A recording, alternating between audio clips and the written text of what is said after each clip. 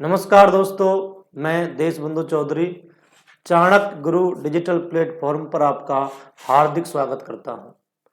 दोस्तों, पिछले वीडियो में हमने सिंधु घाटी सभ्यता के बारे में जाना था। सिंधु घाटी सभ्यता के पतन के बाद भारत में जो प्राचीन सभ्यता आई थी, उस सभ्यता का नाम था वैदिक सभ्यता। सिंधु घाटी सभ्यता के पतन में एक यह बात उभर कर सामने आई थी कि सिंधु घाटी सभ्यता का पतन आर्यों के आक्रमण के फलस्वरूप हुआ था। आर्यों का आक्रमण हुआ, ये बात दो विद्वानों द्वारा कही गई थी। गार्डन चाइल्ड और मार्टिमर व्हीलर ने ये मत स्वीकार किया था कि सिंधु घाटी सभ्यता का पतन आर्यों के आक्रमण के फलस्वरूप हुआ था और इन्हीं आर्यों को सिंधु घाटी सभ्यता का निर्माता कहा जाता है। तो सिंधु घाटी सभ्यता के बाद भारत की दूसरी प्राचीन सभ्यता दोस्तों आई है वैदिक सभ्यता। तो आज हम बात करते हैं वैदिक सभ्यता के बारे में। वैदिक सभ्यता, वैदिक सभ्यता।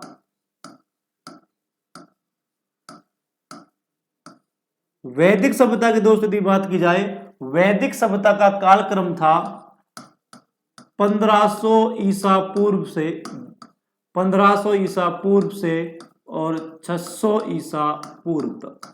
1500 ईसा पूर्व से और 600 ईसा पूर्व तक वैदिक सभ्यता का कालक्रम था। वैदिक जो शब्द है, वैदिक शब्द वेद से बना है। वैदिक शब्द वेद से बना है। वैदिक शब्द बना है दोस्तों वेद से, जिसका अर्थ होता है, वेद का अर्थ होता है ज्ञान या जानना। इसका अर्थ होता है ज्ञान अथवा जानना।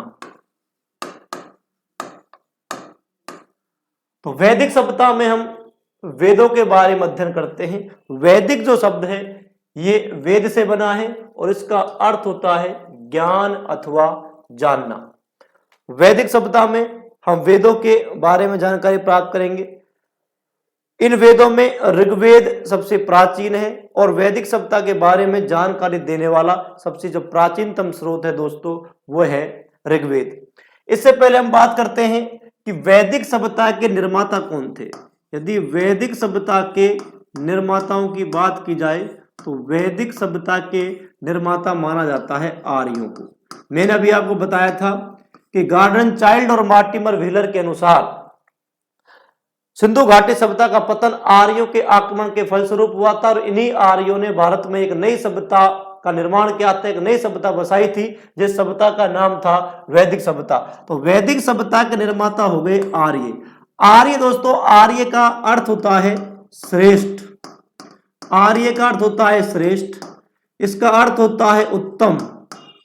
इसका अर्थ होता है कुलीन और इसका अर्थ होता है आभिजातीय। आभिजातीय। तो वैदिक सभ्यता के निर्माता हैं आर्य, जिनका अर्थ होता है श्रेष्ठ, उत्तम, कुलीन और आभिजातीय। इन्हीं आर्यों ने भारत की एक प्राचीन सभ्यता, सिंधु घाटी सभ्यता के बाद नई सभ्यता बसाई थी, वैदिक सभ्यता। उसके बाद हम बात करते हैं कि वैदिक सभ्यता में वेदों की रचना की गई है, वेदों की उत्पत्ति हुई थी। वैदिक शब्द बना है वेद से, जिसका अर्थ होता है ज्ञान अथवा जानना। इसके निर्माता होते हैं आर्य। अब बात आती है आर्यों के बारे में कि आर्य थे कौन, आर्य आए कहां से थे और किस प्रकार आर्यों ने भारत में वैदिक सभ्यता बसाई थी, वैदिक सभ्यता का विस्तार किया था। तो यदि आर्यों के आगमन के बारे में बात की जाए तो आर्यों के आगमन के बारे में दोस्तों अलग अलग विद्वानों ने, इतिहासकारों ने अलग अलग मत दिए हैं कि आर्य कहां से आए थे। तो यदि आर्यों के आगमन की बात की जाए, आर्यों का आगमन, आर्यों का आगमन,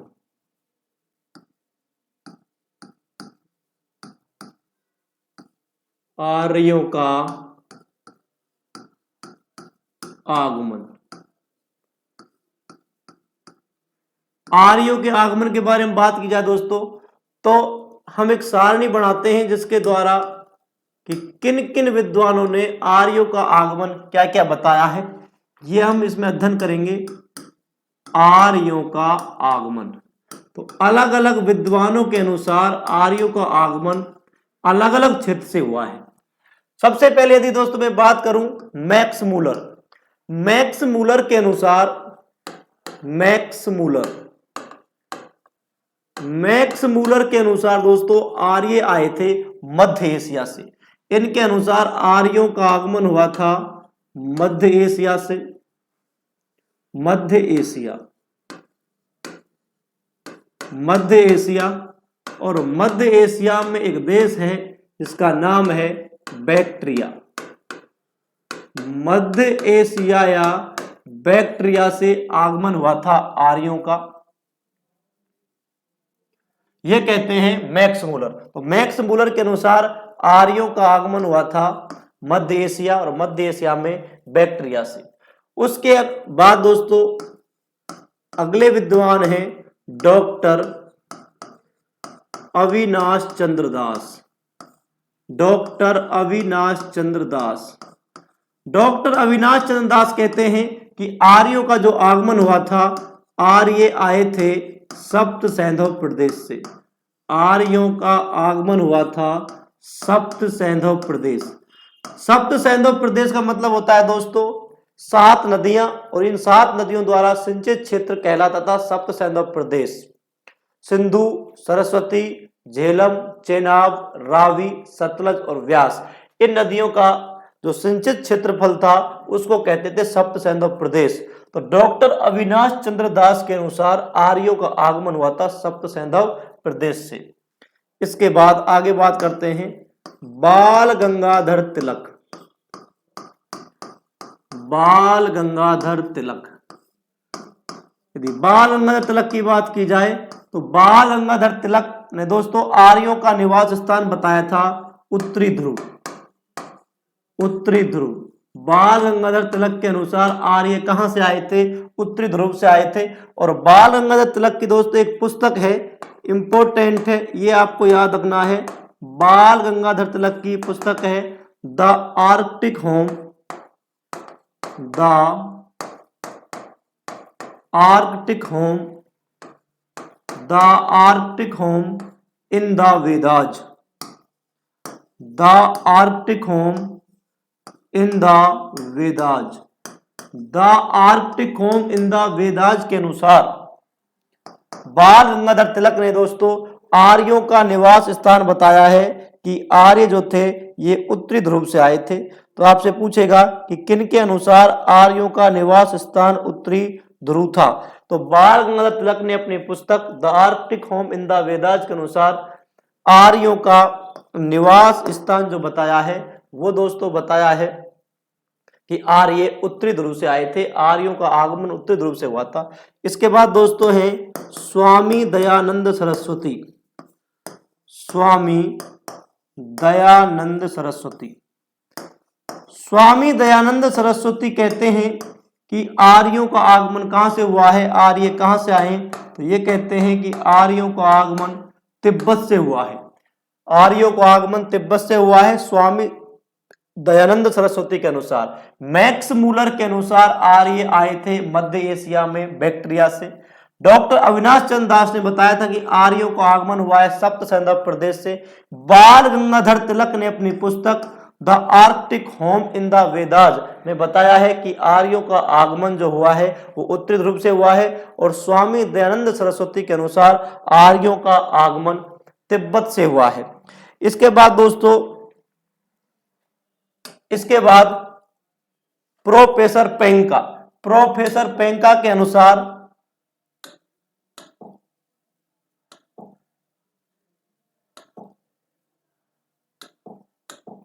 प्रोफेसर पेंका कहते हैं कि जो आर्य हैं आर्यों का आगमन, प्रोफेसर पेंका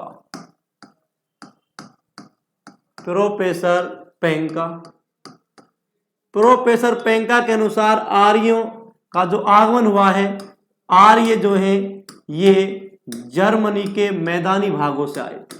आर्यों का जो आगमन हुआ है वो जर्मनी के मैदानी भागों से हुआ है।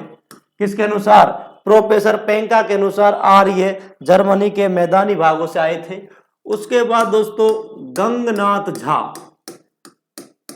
गंगनाथ झा, और गंगनाथ झा कहते हैं कि आर्यों का आगमन ब्रह्म ऋषि देश से हुआ है।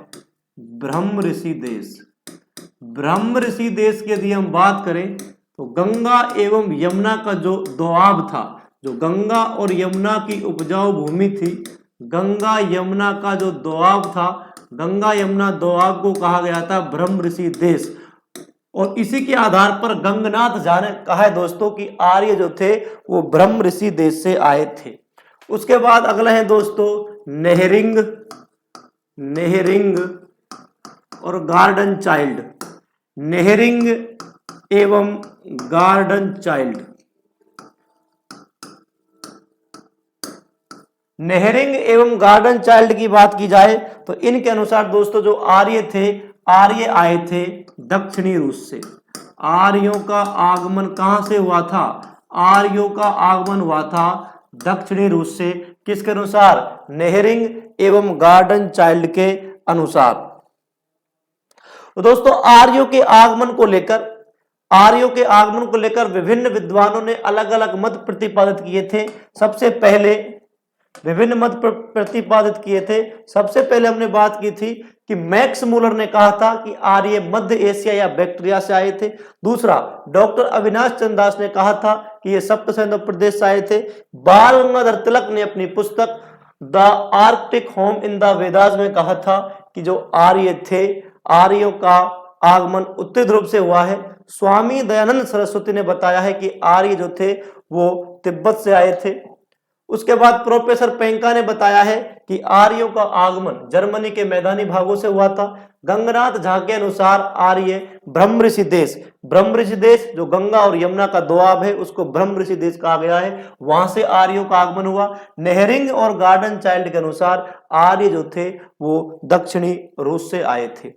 इनके आगमन को लेकर दोस्तों इन विद्वानों ने अलग अलग मत प्रतिपादित किए हैं। इसके बाद यदि हम बात करें आर्यों के बारे में, तो आर्यों के बारे में यदि बात की जाए दोस्तों, आर्यों के बारे में यदि बात की जाए तो एक अभिलेख प्राप्त होता है जिसका नाम है बोगाज कोई अभिलेख। और जो बोगाज कोई अभिलेख है बहुत इंपॉर्टेंट अभिलेख है दोस्तों, बोगाज कोई अभिलेख, बोगाज कोई अभिलेख, बोगाज कोई अभिलेख, बोगाज कोई अभिलेख दोस्तों 1400 ईसा पूर्व का है। कब का है? 1400 ईसा पूर्व का है बोगाज कोई अभिलेख। और ये अभिलेख दोस्तों प्राप्त हुआ था एशिया माइनर से। बोगाज कोई अभिलेख एशिया माइनर से प्राप्त हुआ था और ये 1400 ईसा पूर्व का अभिलेख है। बोगाज कोई अभिलेख में दोस्तों ऋग्वैदिक कालीन 5 देवताओं का उल्लेख किया गया है। ये क्वेश्चन पिछले वर्ष फर्स्ट ग्रेड में पूछा जा चुका है कि बोगाज कोई अभिलेख में निम्न में से किस देवता का नाम नहीं आया है। तो बोगाज कोई अभिलेख 1400 ईसा पूर्व में प्राप्त हुआ था, एशिया माइनर से प्राप्त हुआ था। इसमें ऋग्वैदिक कालीन देवताओं का वर्णन किया गया है। तो आपको पता होना चाहिए कि इस अभिलेख में कौन कौन से ऋग्वैदिक कालीन देवता हैं। ऋग्वैदिक कालीन देवता, बोगाज कोई अभिलेख में ऋग्वैदिक कालीन जिन जिन देवताओं का नाम आया है उनका नाम है इंद्र, मित्र, इंद्र, मित्र, वरुण और नासत्य। इंद्र, मित्र, वरुण और नासत्य, इन 4 देवताओं का, इन 4 ऋग्वैदिक कालीन देवताओं का उल्लेख बोगाज कोई अभिलेख में हुआ है। इससे यह अनुमान लगाया गया था कि जो आर्य थे, आर्यों का जो आगमन हुआ था, आर्यों का आगमन, आर्यों का जो आगमन हुआ था, आर्यों का आगमन ईरान से, कहां से आए थे आर्य? आर्यों का आगमन ईरान से भारत में हुआ। आर्यों का आगमन ईरान से भारत में हुआ। ये जानकारी एशिया माइनर से प्राप्त बोगाज कोई अभिलेख से मिलती है। इस अभिलेख में ऋग्वैदिक कालीन 4 देवताओं का नाम आया है जिनका नाम है इंद्र, मित्र, वरुण और नासत। इससे यह अनुमान लगाया जाता है कि जो आर्य थे वो ईरान से होकर भारत आए थे। इसके बाद एक ग्रंथ है ईरानी ग्रंथ जिंद अवेस्ता, और जिंद अवेस्ता ग्रंथ में भी अनेक बातें हैं ऋग्वेद की जो इस ग्रंथ में लिखी गई हैं, जिससे भी अनुमान लगाया जाता है कि आर्यों का आगमन हुआ था। तो आर्यों का आगमन, आर्य ईरान से कहाँ आए थे, भारत में हुआ था। ये बोगाज कोई अभिलेख के आधार पर इसकी जानकारी मिलती है। इसके बाद ऋग्वेद की अनेक बातें, ऋग्वेद की अनेक बातें, ऋग्वेद की अनेक बातें ईरानी ग्रंथ, ऋग्वेद की अनेक बातें ईरानी ग्रंथ जैंद अवेस्ता, ईरानी ग्रंथ जैंद अवेस्ता में लिखी हुई हैं, लिखी हुई हैं।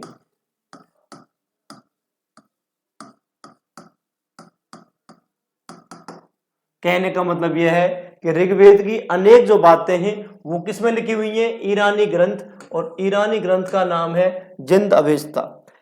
इन सब बातों से एक बात यह सामने आ रही है कि वैदिक सभ्यता के जो निर्माता हैं, वैदिक सभ्यता के निर्माता हैं आर्य, और जो आर्य थे इनका जो आगमन हुआ है अलग अलग विद्वानों के अनुसार अलग अलग क्षेत्रों से हुआ है, जिसमें से बोगाज कोई अभिलेख ये कहता है कि आर्य ईरान के रास्ते से होकर भारत आए थे। उसके बाद यदि हम बात करें आर्यों के आगमन की, कि आर्यों का आगमन हुआ, आर्यों ने वैदिक सभ्यता बसाई, वैदिक सभ्यता का निर्माण किया, और इसी वैदिक सभ्यता को हम दो भागों में बांटकर पढ़ते हैं। इसी वैदिक सभ्यता में सबसे जो महत्वपूर्ण काम हुआ था, महत्वपूर्ण काम यह हुआ था, इसी वैदिक सभ्यता में वेदों की रचना की गई थी, और इन्हीं वेदों से हमें वैदिक सभ्यता के बारे में जानकारी प्राप्त होती है। तो यदि मैं बात करूं वैदिक काल की, जो वैदिक पीरियड है, वैदिक काल है, वैदिक काल या वैदिक सभ्यता, इसका कालक्रम था 1500 ईसा पूर्व से लेकर और 600 ईसा पूर्व तक। इसका कालक्रम था 1500 ईसा पूर्व से और 600 ईसा पूर्व तक। वैदिक काल को दो भागों में बांटा गया था। पहला है पूर्व वैदिक काल, पहला है पूर्व वैदिक काल, और दूसरा इसका भाग है उत्तर वैदिक काल। वैदिक काल का अध्ययन हम दो भागों में बांटकर करते हैं, पूर्व वैदिक काल और उत्तर वैदिक काल। यदि पूर्व वैदिक काल की बात की जाए तो पूर्व वैदिक काल का जो कालक्रम था ये 1500 ईसा पूर्व से 1500 ईसा पूर्व से 1500 ईसा पूर्व से लेकर और 1000 ईसा पूर्व के मध्य, 1500 ईसा पूर्व से लेकर 1000 ईसा पूर्व के मध्य आया था पूर्व वैदिक काल। और इसमें जिस वेद की रचना की गई थी, हम जिस वेद का अध्ययन करते हैं वो है ऋग्वेद। तो पूर्व वैदिक काल में हम अध्ययन करेंगे ऋग्वेद का। उत्तर वैदिक काल का जो कालक्रम था ये था 1000 ईसा पूर्व से लेकर और 600 ईसा पूर्व तक। 1000 ईसा पूर्व से और 600 ईसा पूर्व तक चला था उत्तर वैदिक काल। और उत्तर वैदिक काल में शेष बचे 3 वेदों की रचनाएं हुई थी, यजुर्वेद, सामवेद, यजुर्वेद, सामवेद और अथर्ववेद। यजुर्वेद, सामवेद और अथर्ववेद, इन 3 वेदों का हम अध्ययन करते हैं उत्तर वैदिक काल में। यजुर्वेद, सामवेद और अथर्ववेद, ये उत्तर वैदिक काल की अवधि थी 1000 ईसा पूर्व से लेकर और 600 ईसा पूर्व के मध्य। पूर्व वैदिक काल में अध्ययन करते हैं ऋग्वेद का, ये चला था 1500 ईसा पूर्व से लेकर और 1000 ईसा पूर्व तक। तो दोस्तों हम बात करते हैं सबसे पहले पूर्व वैदिक काल की, और पूर्व वैदिक काल में हम अध्ययन करते हैं ऋग्वेद का।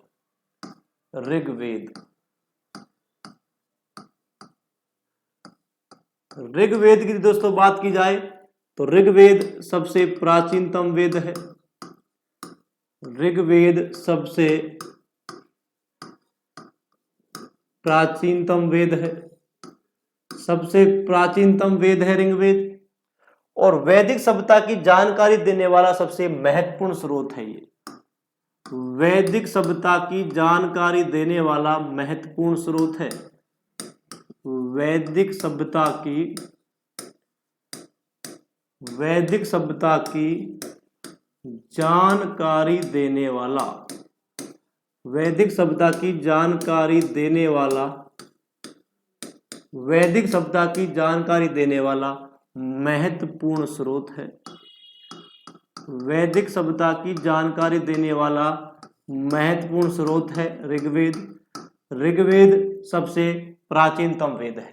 यदि दोस्तों हम ऋग्वेद के उपवेद की बात करें, बहुत ही इंपॉर्टेंट है, तो ऋग्वेद का उपवेद है आयुर्वेद। ऋग्वेद का उपवेद कहलाता है आयुर्वेद। आयुर्वेद को ऋग्वेद का उपवेद कहते हैं। उसके बाद ऋग्वेद जिस देवता को समर्पित है वो है अग्नि देवता। ऋग्वेद अग्नि देवता को समर्पित है। ऋग्वेद का दोस्तों जो पुरोहित होता था, ऋग्वेद का पुरोहित जो धार्मिक अनुष्ठान संपन्न करता था, जो धार्मिक कार्य संपन्न करता था, उसको कहा जाता है पुरोहित। दोस्तों ऋग्वेद का पुरोहित होता था होत्रा या होत्री। होत्रा या होत्री ये कहलाता था ऋग्वेद का पुरोहित। यदि हम ऋग्वेद के ब्राह्मण ग्रंथ की बात करें, ऋग्वेद के ब्राह्मण ग्रंथ, यदि हम ऋग्वेद के ब्राह्मण ग्रंथ की बात करें तो ऋग्वेद के दो ब्राह्मण ग्रंथ हैं, ऐत्रेय एवं कौशितकी। ऐत्रेय एवं कौशितकी ये ब्राह्मण ग्रंथ हैं दोस्तों किसके? ऋग्वेद के। यदि हम ऋग्वेद के उपनिषद की बात करें, ऋग्वेद के उपनिषद की बात करें, ऋग्वेद के उपनिषद की बात करें दोस्तों हम, तो ऋग्वेद के उपनिषद भी कौन कौन से हैं? ऋग्वेद के भी दो उपनिषद हैं, ऐत्रेय एवं कौशितकी। ऐत्रेय एवं कौशितकी दो उपनिषद हैं। देखो दोस्तों उपनिषद जो होता है, उपनिषद दो शब्दों से बना है, उप प्लस निषद। उप का मतलब होता है समीप, निषद का मतलब होता है बैठना। गुरु के समीप बैठकर जो शिक्षा प्राप्त आप करते हैं उसे उपनिषद कहा जाता है। उपनिषदों की संख्या होती है 108। इन्हीं उपनिषदों ने यज्ञों की तुलना फूटी हुई नौका से की थी। यज्ञों की तुलना, यज्ञों का, कर्म कांडों का विरोध किया गया था उपनिषदों में। तो प्रत्येक वेद के आपको उपनिषद याद होने चाहिए कि किस उपनिषद का संबंध किस वेद से है और उस उपनिषद में कौन सी महत्वपूर्ण जानकारी प्राप्त होती है। प्रत्येक वेद का आपको ब्राह्मण ग्रंथ याद रखना है कि कौन कौन से ब्राह्मण ग्रंथ किस किस वेद के हैं। प्रत्येक वेद का दोस्तों आपको पुरोहित याद रखना है कि किस वेद का कौन सा पुरोहित है। आपसे पूछ सकता है, चारों वेदों में से किसी भी वेद का पुरोहित पूछ सकता है। किसी भी वेद का आपसे पूछ सकता है कि देवता कौन है, यह वेद किस देवता को समर्पित है। और आपसे चारों के चारों वेदों के उपवेद भी पूछ सकता है। तो दोस्तों ऋग्वेद का उपवेद है आयुर्वेद। ये समर्पित है अग्नि देवता को। इसका पुरोहित है होत्रा या होत्री। इसके ब्राह्मण ग्रंथ हैं ऐत्रेय एवं कौशितकी। इसके उपनिषद भी यही हैं, ऐत्रेय एवं कौशितकी। यह आपको याद रखना है। उसके बाद यदि मैं ऋग्वेद के मंडलों की बात करूं दोस्तों, तो ऋग्वेद में कुल मंडल हैं 10। ऋग्वेद में 10 मंडल हैं। यदि मैं सूक्तों की बात करूं तो ऋग्वेद में सर्वाधिक सूक्त हैं दोस्तों। और ऋग्वेद में सूक्त माने जाते हैं या तो 1017 आएगा या आएगा 1028। दोनों में से दोनों सही है, कोई एक आएगा। तो इसके 10 मंडल माने जाते हैं और 1017 या 1028 सूक्त माने जाते हैं। ऋग्वेद के मंडल दोस्तों बहुत ही महत्वपूर्ण है, अलग से हम ऋग्वेद के मंडलों का अध्ययन करेंगे। तो ये ऋग्वेद की सामान्य जानकारी है। ऋग्वेद सबसे प्राचीनतम वेद है, वैदिक सभ्यता की जानकारी देने वाला महत्वपूर्ण स्रोत है। इसका उपवेद है आयुर्वेद, ये समर्पित है अग्नि देवता को। इसका पुरोहित है होत्र या होत्री। इसके ब्राह्मण ग्रंथ है ऐत्रेय एवं कौशितकी और इसका उपनिषद है ऐत्रेय एवं कौशितकी। आगे बात करते हैं अब ऋग्वेद के 10 महत्वपूर्ण मंडलों के बारे में कि ऋग्वेद के 10 महत्वपूर्ण मंडल कौन कौन से हैं और इन मंडलों से हमें कौन कौन सी जानकारी मिलती है। तो हम बात करते हैं ऋग्वेद के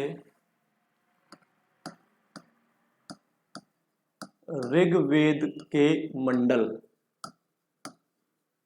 ऋग्वेद के मंडल दोस्तों सवाल आता है यहां से, महत्वपूर्ण है ऋग्वेद के मंडल। तो ऋग्वेद के कुल 10 मंडल हैं।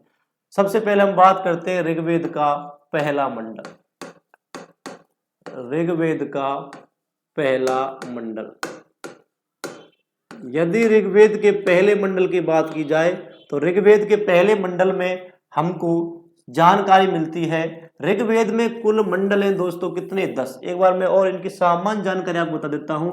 ऋग्वेद में जो मंडल हैं, कुल मंडल ऋग्वेद में कुल मंडल हैं दोस्तों 10। कितने हैं? कुल मंडल 10 हैं। इन 10 मंडलों में अगर बात की जाए, इन 10 मंडलों में 2 से लेकर 7 तक के मंडल, 2 से लेकर और 7, 2 से लेकर 7 तक के मंडल जो हैं दोस्तों, 2 से लेकर 7 तक के मंडल सबसे प्राचीन मंडल हैं। सबसे प्राचीन मंडल हैं 2 से लेकर और 7, सबसे प्राचीन मंडल हैं 2 से लेकर 7 तक। और इन्हीं मंडलों को दोस्तों वंश मंडल भी कहा जाता है। क्या कहा जाता है? इन मंडलों को वंश मंडल भी कहते हैं। और इन मंडलों की जो शुरुआत होती है वो अग्नि की स्तुति से होती है। इनकी जो शुरुआत होती है वो किससे होती है? अग्नि का पाठ करते हैं, अग्नि की स्तुति से इन मंडलों की शुरुआत होती है। तो 2 से लेकर और 7 तक के मंडल सबसे प्राचीन मंडल है, इनको वंश मंडल भी कहा जाता है। यदि मैं बात करूं पहला और 10वां मंडल, पहला एवं 10वां जो मंडल है, पहला एवं 10वां मंडल, पहला एवं 10वां जो मंडल है दोस्तों, ये सबसे नवीन मंडल है। पहला और 10वां मंडल जो है ये सबसे नवीन मंडल है। इस कारण इन दोनों मंडलों को, पहला मंडल और 10वां मंडल, इन दोनों मंडलों को दोस्तों कहा जाता है क्षेपक मंडल। इनको कहा जाता है क्षेपक मंडल। और 2 से लेकर 7 तक के मंडलों को दोस्तों कहा जाता है वंश मंडल, जिनकी शुरुआत अग्नि से होती है। पहला एवं 10वां मंडल सबसे नवीन मंडल है, इस कारण इन मंडलों को कहा जाता है क्षेपक मंडल। तो ये आप सबसे पहले मंडलों के बारे में ये बात याद रखना कि 2 से लेकर 7 तक के मंडल तो सबसे प्राचीन हैं, इनको वंश मंडल भी कहा जाता है। इनकी शुरुआत अग्नि से होती है। पहला और 10वां जो मंडल है ये सबसे नवीन मंडल हैं, इन मंडलों को क्षेपक मंडल भी कहा जाता है। अब हम एक एक मंडल की बात करते हैं। तो सबसे पहला है पहला मंडल। पहला मंडल, पहले मंडल की यदि बात करें हम दोस्तों, पहले मंडल में जानकारी मिलती है जुआ के खेल की चर्चा। आपसे पूछेगा ऋग्वेद के किस मंडल में जुआ के खेल की चर्चा है? तो जुआ के खेल की चर्चा, जुआ के खेल की जो चर्चा की गई है वो दोस्तों की गई है पहले मंडल में। जुआ के खेल की चर्चा है पहले मंडल में। उसके बाद दोस्तों आता है दूसरा मंडल। दूसरा मंडल, जुआ के खेल की चर्चा पहले मंडल में है। इसके बाद आता है दूसरा मंडल। दूसरे मंडल में बात करें तो कृषि संबंधी कार्यों का वर्णन किया गया है इसमें। कृषि संबंधी कार्यों का वर्णन, कृषि संबंधी कार्यों का वर्णन है इसमें, कृषि संबंधी कार्यों का वर्णन। कृषि संबंधी कार्यों का वर्णन किया गया है दोस्तों किस मंडल में? दूसरे मंडल में किया गया है कृषि संबंधी कार्यों का वर्णन। फिर हम बात करते हैं तीसरे मंडल की। ऋग्वेद का तीसरा मंडल इंपॉर्टेंट मंडल है। इस मंडल में दोस्तों ये जो तीसरा मंडल है, इसमें पहली बात है गायत्री मंत्र जो है हमारा ओम भूर्भुवस्सुः तस्य वितुर्वरेण्यम। तो इस मंडल में गायत्री मंत्र का उल्लेख, गायत्री मंत्र का उल्लेख ऋग्वेद के किस मंडल में किया गया है? तो गायत्री मंत्र का उल्लेख दोस्तों ऋग्वेद के तीसरे मंडल में किया गया है। गायत्री मंत्र के यदि रचनाकार की बात की जाए तो गायत्री मंत्र के रचनाकार माना जाता है विश्वामित्र को। विश्वामित्र गायत्री मंत्र के रचनाकार थे। और दोस्तों ये जो गायत्री मंत्र है ये जिनको समर्पित है उनका नाम है सावित्री। गायत्री मंत्र का उल्लेख किया गया है ऋग्वेद के तीसरे मंडल में। इसके रचनाकार है विश्वामित्र और ये समर्पित है सावित्री को। उसके बाद हम बात करते हैं ऋग्वेद के चौथे मंडल की। ऋग्वेद का दोस्तों जो चौथा मंडल है, आप ध्यान दीजिए दूसरे मंडल की। तो दूसरा मंडल है उसमें कृषि संबंधी कार्य हैं। अगर कृषि संबंधी कार्य आए तो आपका उत्तर होगा दूसरा मंडल। लेकिन कृषि संबंधी अनुष्ठान अगर शब्द आया, कार्य की जगह क्या है? कृषि संबंधी अनुष्ठानों का वर्णन, कृषि संबंधी अनुष्ठानों का वर्णन। और कृषि संबंधी अनुष्ठानों का वर्णन ऋग्वेद के दोस्तों कौन से मंडल में किया गया है? चौथे मंडल में किया गया है कृषि संबंधी अनुष्ठानों का वर्णन। उसके बाद आता है पांचवा मंडल। पांचवा मंडल, अगर पांचवें मंडल की बात की जाए तो ऋग्वेद का जो पांचवा मंडल है इसमें दोस्तों अग्नि व घोड़े की महिमा बताई गई है। अग्नि व घोड़े की महिमा। आपसे पूछा जाएगा कि अग्नि व घोड़े की महिमा, अग्नि व घोड़े की महिमा ऋग्वेद के किस मंडल में है? पांचवें मंडल में। एक बार फिर रिकॉल कीजिए, ऋग्वेद में कुल 10 मंडल हैं। पहले मंडल में जुआ के खेल की चर्चा है। दूसरे मंडल में कृषि संबंधी कार्यों का वर्णन है। तीसरे मंडल में गायत्री मंत्र का उल्लेख है। गायत्री मंत्र के रचनाकार थे विश्वामित्र। गायत्री मंत्र समर्पित है सावित्री को। चौथा मंडल में कृषि संबंधी अनुष्ठानों का वर्णन है। पांचवें मंडल में अग्नि व घोड़े की महिमा बताई गई है। इसके बाद हम बात करते हैं छठवां मंडल। छठवां मंडल, ऋग्वेद के छठवें मंडल की बात करें दोस्तों तो आपने एक सभ्यता पढ़ी थी हड़प्पा सभ्यता। तो इस छठे मंडल में हड़प्पा के लिए, किसके लिए? हड़प्पा के लिए एक शब्द का प्रयोग किया गया है। हड़प्पा के लिए, हड़प्पा के लिए एक शब्द का प्रयोग किया गया दोस्तों, वो है हरियुपिया। हड़प्पा के लिए हरियुपिया शब्द का उल्लेख इंपॉर्टेंट है। हड़प्पा के लिए हरियुपिया शब्द का उल्लेख ऋग्वेद के किस मंडल में किया गया है? छठवें मंडल में किया गया है। आपसे पूछेगा कि हड़प्पा के लिए हरियुपिया शब्द का उल्लेख ऋग्वेद के किस मंडल में किया गया है? तो ऋग्वेद के छठे मंडल में। और अगला महत्वपूर्ण और इंपॉर्टेंट मंडल है दोस्तों ऋग्वेद का सातवां मंडल। सातवां मंडल, ऋग्वेद के जो सातवां मंडल है इसमें दोस्तों एक युद्ध होगा। उस युद्ध का नाम है दासराग युद्ध। दासराग युद्ध का वर्णन, दासराग युद्ध का वर्णन।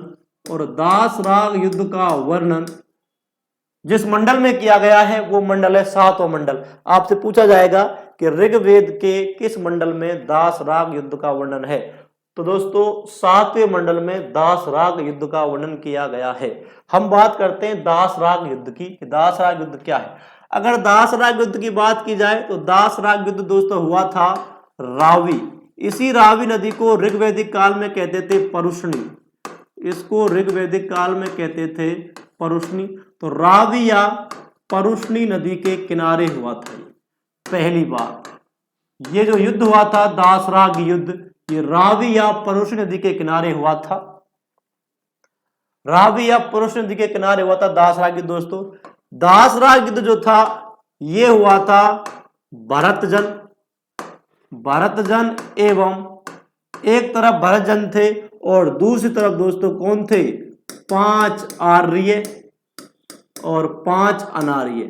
भरतजन और 5 आर्य एवं 5 अनार्य के मध्य युद्ध हुआ था दोस्तों दासराग युद्ध। यदि मैं बात करूं भरतजन की, तो भरतजन का जो राजा था, भरतजन का राजा था दोस्तों सुदास। भरतजन का राजा था सुदास और 5 आर्य और 5 अनार्यों का जो राजा था, इनके राजा का नाम था पुरु। इनका राजा था दोस्तों पुरु। उसके बाद दोस्तों मैं बात करता हूं कि कारण क्या था, दासराग युद्ध का कारण क्या था। दोस्तों दासराग युद्ध का जो कारण था, 2 पुरोहित थे, एक का नाम था गुरु वशिष्ठ और एक का नाम था गुरु विश्वामित्र। ये दोनों भरतजन के पुरोहित बनना चाहते थे। भरतजन ने गुरु विश्वामित्र की जगह गुरु वशिष्ठ को अपना पुरोहित बना लिया था। इस कारण गुरु वशिष्ठ और गुरु विश्वामित्र की आपसी प्रतिस्पर्धा के कारण युद्ध हुआ है दासराग युद्ध। इस युद्ध का कारण था गुरु वशिष्ठ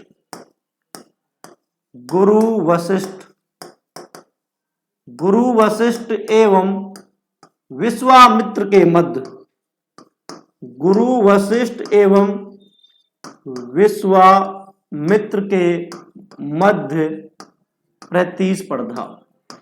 गुरु वशिष्ठ और गुरु विश्वामित्र के मध्य प्रतिस्पर्धा के कारण दोस्तों युद्ध होगा कौन सा? दासराग युद्ध।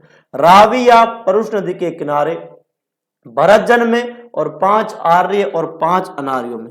उसके बाद हम बात करते हैं जब ये युद्ध हुआ था तो इस युद्ध का दोस्तों विजेता बने थे भरतजन। भरतजन इस युद्ध के विजेता थे और भरतजन के राजा थे जिनका नाम था सुदास। दोस्तों आपको याद रखना है ऋग्वेद के 7वें मंडल में दासराग युद्ध का वर्णन किया गया है। यह युद्ध परुष्णी या रावी नदी के किनारे हुआ था।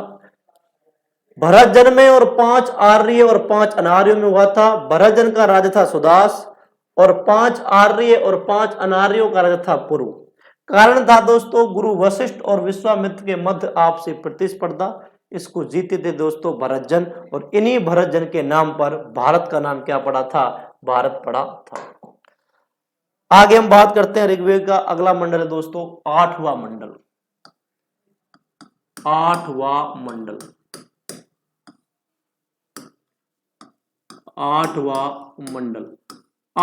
मंडल दोस्तों जो है इसमें अनार्यों का उल्लेख किया गया है। देखो आर्य का मतलब होता है दोस्तों श्रेष्ठ, आर्य का मतलब होता है कुलीन, आर्य का मतलब होता है उत्तम और आर्य का मतलब होता है अभिजातीय। जो कुलीन नहीं है, जो श्रेष्ठ नहीं है, जो अभिजात्य नहीं है, वो कौन है? अनार्य। तो 8वें मंडल में अनार्यों का उल्लेख किया गया है। इस मंडल को प्रगात मंडल भी कहा जाता है। 8वें मंडल को कहा जाता है प्रगात मंडल। 8वें मंडल को प्रगात मंडल भी कहा जाता है। इसलिए कहा जाता है कि इस मंडल के मंत्रों की जो रचना हुई है वो मिश्रित रूप से हुई है। इस मंडल के मंत्रों की रचना, इस मंडल के मंत्रों की रचना जो हुई है, इस मंडल के मंत्रों की रचना मिश्रित रूप से हुई है। इस मंडल के मंत्रों की रचना मिश्रित रूप से हुई है, मिश्रित रूप से हुई है। इस कारण इसे दोस्तों कहा जाता है क्या? प्रगात मंडल। इसमें ऋषि कण्व और ऋषि अंगिरा का भी उल्लेख मिलता है। ऋषि कण्व एवं ऋषि अंगिरा, ऋषि कण्व एवं ऋषि अंगिरा का उल्लेख भी मिलता है दोस्तों। किस मंडल में? ऋषि कण्व और ऋषि अंगिरा का उल्लेख मिलता है 8वें मंडल में। इस मंडल में अनार्यों का उल्लेख है। इसको प्रगात मंडल भी कहा जाता है। क्यों कहा जाता है? क्योंकि इसके मंत्रों की जो रचना हुई है वो मिश्रित रूप से हुई थी। इसके बाद आता है दोस्तों अगला मंडल है नवा मंडल। ऋग्वेद का अगला मंडल है दोस्तों नवा मंडल। नवा मंडल दोस्तों एक देवता को समर्पित है, पूरा का पूरा मंडल, जिसका नाम है सोम देवता। कई बार सवाल पूछा गया है दोस्तों कि ऋग्वेद का कौन सा मंडल सोम देवता को समर्पित है? तो ऋग्वेद का नवा मंडल, ऋग्वेद का दोस्तों नवा मंडल समर्पित है सोम देवता को। और ऋग्वेद के नवे मंडल में जो वर्ण विभाजन था, जो वर्ण व्यवस्था थी, उसके प्रमाण सबसे पहले दोस्तों दिखाई देते हैं पुरुष सूक्त में, और पुरुष सूक्त मिलता है ऋग्वेद के 10वें मंडल में। ऋग्वेद के 9वें मंडल में एक छात्र कहता है कि मैं विद्यार्थी हूं, मेरे पिता वैद्य हैं और मेरी माता अनाज पीसती है।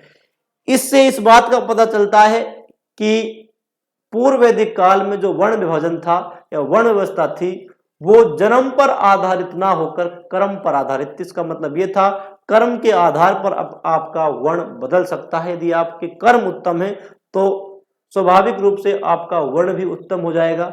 यदि आपका वर्ण उत्तम है लेकिन आपके कर्म निम्न श्रेणी के हैं तो उसी अनुसार आपका वर्ण भी क्या हो जाएगा? निम्न श्रेणी का हो जाएगा। तो इसके बाद अगला मंडल आता है दोस्तों ऋग्वेद का अंतिम मंडल, इसका नाम है 10वां मंडल। 10वां मंडल। 10वें मंडल की यदि हम बात करें दोस्तों तो 10वें मंडल में सबसे पहले महत्वपूर्ण चीज है, इसमें पुरुष सूक्त का उल्लेख है। कौन सा सूक्त है? ऋग्वेद के 10वें मंडल में एक सूक्त है जिसका नाम है पुरुष सूक्त। और दोस्तों ध्यान रखना, इसी पुरुष सूक्त में सर्वप्रथम वर्ण विभाजन या वर्ण व्यवस्था, सर्वप्रथम वर्ण विभाजन, सर्वप्रथम वर्ण विभाजन या वर्ण व्यवस्था, सर्वप्रथम वर्ण विभाजन या वर्ण व्यवस्था के प्रमाण, सर्वप्रथम वर्ण विभाजन या वर्ण व्यवस्था के प्रमाण आपको जिस सूक्त में मिलेंगे वो है ऋग्वेद के 10वें मंडल का पुरुष सूक्त। लेकिन आपको एक महत्वपूर्ण जानकारी वो ये याद रहनी चाहिए कि जो वर्ण विभाजन था इसके प्रमाण हमको ऋग्वेद के 10वें मंडल के पुरुष सूक्त में मिलते हैं। लेकिन ध्यान रखना, इस समय जो वर्ण विभाजन था या जो वर्ण व्यवस्था थी ये जन्म पर आधारित ना होकर, ये कैसी थी? ये जन्म पर आधारित ना होकर, जन्म पर आधारित ना होकर,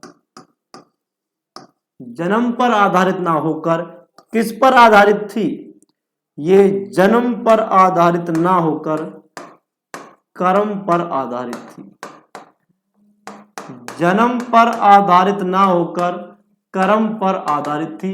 ये आपको विशेष रूप से याद रखना है कि पुरुष सूक्त में वर्ण विभाजन या वर्ण व्यवस्था का उल्लेख हुआ है, लेकिन इस समय तक दोस्तों वर्ण विभाजन या वर्ण व्यवस्था किस पे आधारित थी? कर्म पर आधारित थी। और इसका सबसे अच्छा उदाहरण यह है कि ऋग्वेद के 9वें मंडल में एक बात आती है, एक छात्र कहता है ऋग्वेद के कौन से मंडल में? 9वें मंडल में। ऋग्वेद के 9वें मंडल में एक छात्र कहता है कि मैं विद्यार्थी हूं। छात्र क्या कहता है? मैं विद्यार्थी हूं, मेरे पिता वैद्य हैं। मैं विद्यार्थी हूं, मेरे पिता वैद्य हैं तथा मेरी माता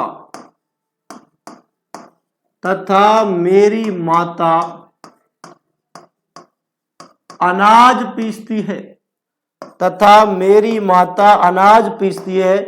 ये दोस्तों ऋग्वेद के 9वें मंडल में कहा गया है। बहुत ही सुपर इंपोर्टेंट है और ये कई बार पूछा जा चुका है कि ये लाइन आपको लिख कर देगा कि मैं विद्यार्थी हूं, मेरे पिता वैद्य हैं और मेरी माता अनाज पीसती है। ये बात ऋग्वेद के किस मंडल में कही गई है? ये बात ऋग्वेद के 10वें मंडल में नहीं है, ध्यान रखना। ये बात ऋग्वेद के 9वें मंडल में है। इससे यह जानकारी मिलती है कि इस समय जो वर्ण व्यवस्था थी, जो वर्ण विभाजन था, वो जन्म पर आधारित नहीं था। जन्म पर आधारित ना होकर किस पर आधारित था? कर्म पर आधारित था। तो ये थे दोस्तों ऋग्वेद के महत्वपूर्ण 10 मंडल और यहां से विभिन्न प्रतियोगी परीक्षाओं में सवाल पूछे जाते हैं, यह आपको याद रखना है। उसके बाद हम आगे चलते हैं। ऋग्वैदिक काल में नदियों का उल्लेख हुआ है, तो अब हम पढ़ते हैं ऋग्वैदिक कालीन नदियां। ऋग्वैदिक काल में कौन कौन सी नदियों का उल्लेख किया गया है? ऋग्वैदिक कालीन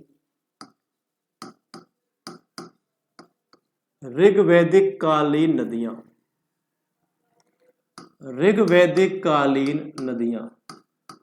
देखिए दोस्तों, ऋग्वैदिक कालीन नदियों की यदि बात की जाए, इसमें आपको पहली बात ये याद रखनी है कि ऋग्वैदिक काल नदियों में सबसे पहले आपको याद रखना है कि ऋग्वैदिक में या ऋग्वैदिक काल में जो सबसे पवित्र नदी, पहला सवाल, ऋग्वैदिक काल की सबसे पवित्र नदी कौन सी थी? तो ऋग्वैदिक कालीन सबसे दोस्तों पवित्र नदी थी सरस्वती। ऋग्वैदिक कालीन सबसे पवित्र नदी थी सरस्वती। इस कारण सरस्वती नदी को दोस्तों कहा गया था नदीतमा। क्या कहा गया था? नदीतमा। पहला, ऋग्वैदिक काल की सबसे पवित्र नदी थी सरस्वती, इस कारण इसे कहा गया था नदीतमा। उसके बाद पूछेगा ऋग्वैदिक काल की सबसे महत्वपूर्ण नदी कौन सी थी? ऋग्वैदिक काल की सबसे महत्वपूर्ण नदी, ऋग्वैदिक काल की सबसे महत्वपूर्ण नदी की बात करें दोस्तों, तो ऋग्वैदिक काल की सबसे महत्वपूर्ण नदी थी सिंधु। दूसरा इंपॉर्टेंट सवाल ये, ऋग्वेद की सबसे पवित्र नदी सरस्वती, सबसे महत्वपूर्ण नदी थी सिंधु। उसके बाद यदि पूछता है तो ऋग्वेद में गंगा का उल्लेख दोस्तों हुआ है एक बार। ऋग्वेद में गंगा नदी का उल्लेख, ऋग्वेद में गंगा नदी का उल्लेख कितनी बार आया है? गंगा नदी का उल्लेख एक बार। कितनी बार? एक बार। तथा यमुना का उल्लेख, गंगा का उल्लेख एक बार तथा यमुना का उल्लेख 3 बार हुआ है। आपको याद रखना होगा कि ऋग्वेद में गंगा का उल्लेख हुआ है एक बार और ऋग्वेद में यमुना का उल्लेख हुआ है 3 बार। ये चीजें आपके याद रहनी चाहिए। ऋग्वेद में अगर बात करें तो कुल 31 नदियों का उल्लेख हुआ है।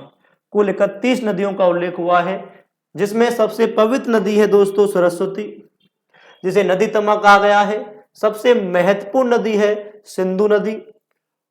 ऋग्वेद में गंगा नदी का उल्लेख एक बार हुआ है और यमुना नदी का उल्लेख जो है वो हुआ है 3 बार। और ऋग्वेद में यदि वैदिक संहिताओं की बात करें तो इसमें कुल 31 नदियों का उल्लेख मिलता है, जिसमें से 31 में से वैदिक जो संहिता है, वैदिक संहिता में 31 नदियों का उल्लेख मिलता है, जिसमें ऋग्वेद में 25 नदियों का उल्लेख किया गया है। यह आपको याद रखना है। कुल वैदिक संहिता में 31 नदियों का उल्लेख है और 31 नदियों में से 25 नदियों का उल्लेख ऋग्वेद में किया गया है। ठीक, लेकिन जो ऋग्वेद के सूक्त हैं उनमें 21 नदियों का वर्णन किया गया है। ये आपको याद रखना है। इसमें सबसे महत्वपूर्ण यह है कि सबसे पवित्र नदी थी सरस्वती, सबसे महत्वपूर्ण नदी थी सिंधु, और ऋग्वेद में गंगा नदी का उल्लेख एक बार हुआ है और यमुना नदी का उल्लेख दोस्तों कितनी बार हुआ है? 3 बार हुआ है। उसके बाद हम बात करते हैं नदियों के बारे में। नदियां जो आप वर्तमान में देखते हो, इन नदियों के जो ऋग्वैदिक कालीन नाम थे वो अलग अलग थे। तो यहां हम एक सारणी बनाते हैं जिसमें आपको याद रखना होगा कि एक तरफ याद रखना है आधुनिक नाम, आधुनिक नाम, एक तरफ आपको याद रखना है आधुनिक नाम और दूसरी तरफ आपको याद रखना है प्राचीन नाम। प्राचीन नाम से मेरा मतलब है कि इन नदियों को ऋग्वैदिक काल में क्या कहा जाता था। एक तरफ तो आपको याद रखना है आधुनिक नाम और एक तरफ आपको याद रखना है प्राचीन नाम। देखिए सबसे पहले मैं बात करूं जो आपकी आधुनिक रावी नदी है। कौन सी नदी? रावी नदी। इस रावी नदी को दोस्तों उस समय कहा जाता था क्या? परुष्णी। रावी नदी को उस समय कहा जाता था परुष्णी नदी। और इसी नदी के किनारे आपको पता है कौन सा युद्ध हुआ था? इसी नदी के किनारे दोस्तों युद्ध हुआ था दासराग युद्ध। कौन सा युद्ध हुआ था? दासराग युद्ध हुआ था इसी नदी के किनारे। उसके बाद यदि मैं बात करूं दूसरी जो नदी है वह है दोस्तों झेलम। झेलम, यदि झेलम की बात की जाए तो झेलम नदी को उस समय कहा जाता था वितस्ता। झेलम को कहा जाता था वितस्ता। उसके बाद मैं बात करता हूं दोस्तों चेनाब। चेनाब को कहा जाता था अस्किनी। चेनाब को कहा जाता था उस समय क्या? अस्किनी। चेनाब को कहा जाता था अस्किनी। उसके बाद सतलज। सतलज, सतलज को कहा जाता था सुतुद्री। सतलज को कहा जाता था सुतुद्री। सतलज को कहते थे सुतुद्री। उसके बाद सरस्वती। सरस्वती को दोस्तों कहा जाता था द्रष्टद्वती। सरस्वती को कहते थे द्रष्टद्वती। सरस्वती को कहा जाता था उस समय द्रष्टद्वती। सतलज को कहा जाता था सुतुद्री। उसके बाद है गंडक। गंडक, गंडक को कहा जाता था सदा नीरा। गंडक को उस समय कहा जाता था दोस्तों क्या? सदा नीरा। तो यहां तक देखिए रावी को कहते थे परुष्णी, झेलम को वितस्ता, चेनाब को अस्कनी, सतलज को सुतुद्री, सरस्वती को द्रष्टद्वती, गंडक को सदा नीरा कहा जाता था। उसके बाद हम बात करते हैं उसके बाद हम बात करते हैं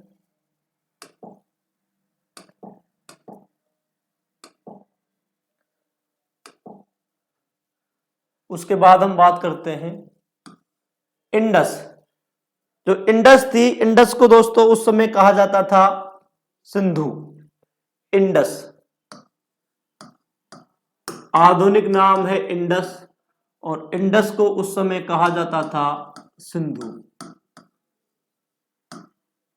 उसके बाद दोस्तों कुछ नदियां अफगानिस्तान में थी जैसे कुंभा, क्रोमू, गोमल, ये सुवास्तु, ये नदियां कहां थी? अफगानिस्तान में थी। तो इसमें जैसे काबुल, काबुल को कहते थे कुंभा। काबुल, काबुल को कहा जाता था कुंभा। काबुल को दोस्तों क्या कहते थे? काबुल को कहा जाता था कुंभा। कुर्रम, कुर्रम को कहा जाता था क्रुमु। कुर्रम और कुर्रम को कहा जाता था क्रुमु। कुर्रम को क्या कहते थे? क्रुमु कहते थे। उसके बाद है गोमल, गोमल को कहा जाता था गोमती। गोमल और गोमल को कहा जाता था गोमती। दोस्तों ये 10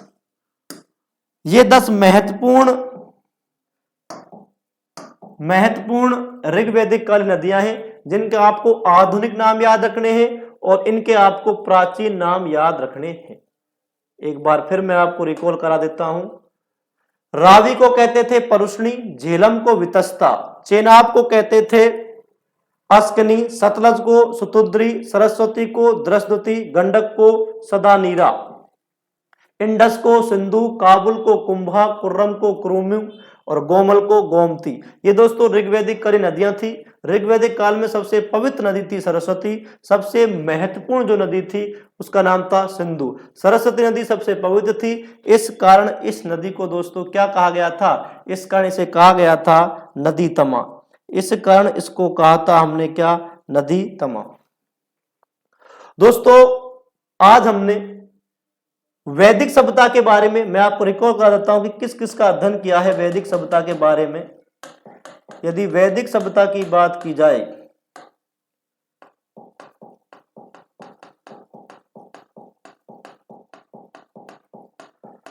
देखिए, मैंने आपको बताया था कि वैदिक सभ्यता जैसे ही सिंधु घाटी सभ्यता का पतन हुआ था तो भारत में एक नई सभ्यता का आगमन हुआ था जिसे वैदिक सभ्यता कहा जाता है।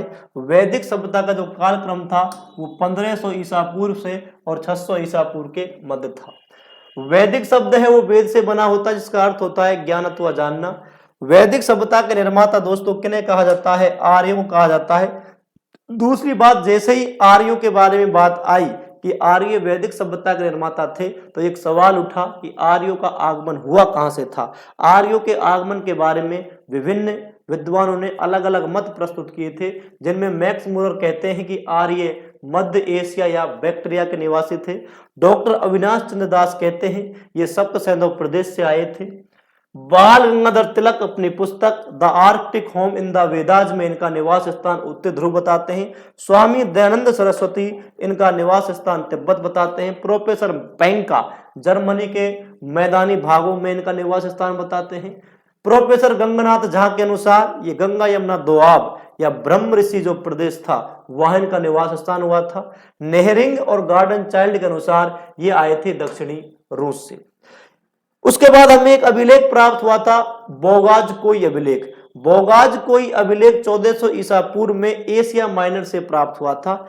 इस अभिलेख में ऋग्वैदिक कालीन जो देवता हैं इंद्र, मित्र, वरुण और नासत्त का उल्लेख किया गया है, जिसके आधार पर यह कहा गया कि आर्यों का आगमन ईरान से हुआ था और ईरान से होते हुए आर्य कहां आए थे?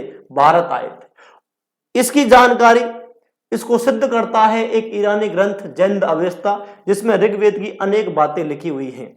वैदिक काल का विभाजन दो भागों में किया जाता है, पूर्व वैदिक काल और उत्तर वैदिक काल। पूर्व वैदिक काल चला था 1500 ईसा पूर्व से लेकर 1000 ईसा पूर्व तक। इस काल में ऋग्वेद की रचना हुई थी। उत्तर वैदिक काल चला था 1000 ईसा पूर्व से लेकर और 600 ईसा पूर्व के मध्य। इस काल में यजुर्वेद, सामवेद और अथर्ववेद की रचना की गई थी। उसके बाद हमने बात की सबसे पहले वेद की ऋग्वेद। ऋग्वेद सबसे प्राचीनतम वेद है, वैदिक सभ्यता के बारे में जानकारी देने वाला महत्वपूर्ण स्रोत है। यदि बात की जाए ऋग्वेद के उपवेद की तो इसका उपवेद है आयुर्वेद। इसके ये समर्पित है अग्नि को। इसके पुरोहित कहलाते हैं होत्रा या होत्री। इसका ब्राह्मण ग्रंथ कहलाता है ऐत्रेय एवं कौशितकी। इसका उपनिषद भी कहलाता है ऐत्रेय एवं कौशितकी। ऋग्वेद में कुल 10 मंडल हैं। 2 से लेकर और 7 तक के जो मंडल हैं सबसे प्राचीनतम मंडल है, सबसे प्राचीनतम मंडल है। इनको वंश मंडल कहते हैं। इनकी शुरुआत अग्नि की स्तुति से होती है। पहला और 10वां मंडल सबसे नवीन मंडल है, इस कारण इनको क्षेपक मंडल भी कहा जाता है। पहला जो मंडल है इसमें जुआ के खेल की चर्चा की गई है। दूसरे मंडल में कृषि संबंधी कार्यों का वर्णन किया गया है। तीसरे मंडल में गायत्री मंत्र का उल्लेख किया गया है। गायत्री मंत्र के रचनाकार थे विश्वामित्र और यह समर्पित है सावित्री को। चौथे मंडल में कृषि संबंधी अनुष्ठान है।